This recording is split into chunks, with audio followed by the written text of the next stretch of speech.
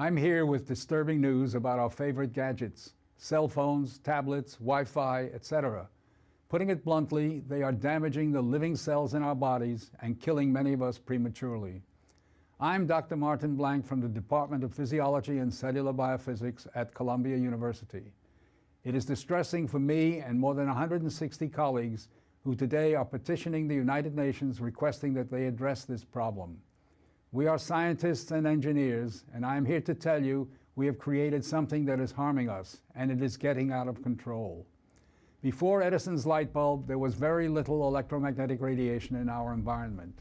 The levels today are very many times higher than natural background levels and are growing rapidly because of all the new devices that emit this radiation. An example that a lot of us have in our pockets right now is the cell phone. One study shows that as cell phone usage has spread widely, the incidence of fatal brain cancer in younger people has more than tripled. We are putting cellular antennas on residential buildings and on top of hospitals where people are trying to get well. Wireless utility meters and cell towers are blanketing our neighborhoods with radiation. It's particularly frightening that radiation from our telecommunication and power line technology is damaging the DNA in our cells. It is clear to many biologists that this can account for the rising cancer rates. Future generations, our children, are at risk. These biologists and scientists are not being heard on the committees that set safety standards.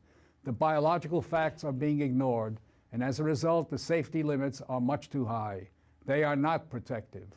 More protection will probably result from full disclosure of possible conflicts of interest between regulators and industry.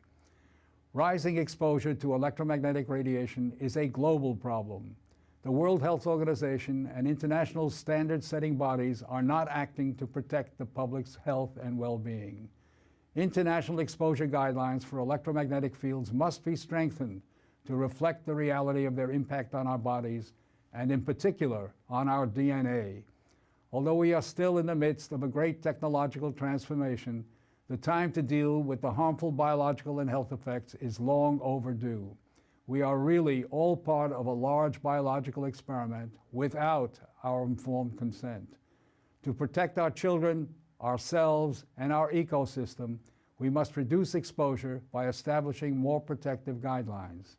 And so today, scientists from around the world are submitting an appeal to the United Nations, its member states, and the World Health Organization to provide leadership in dealing with this emerging public health crisis.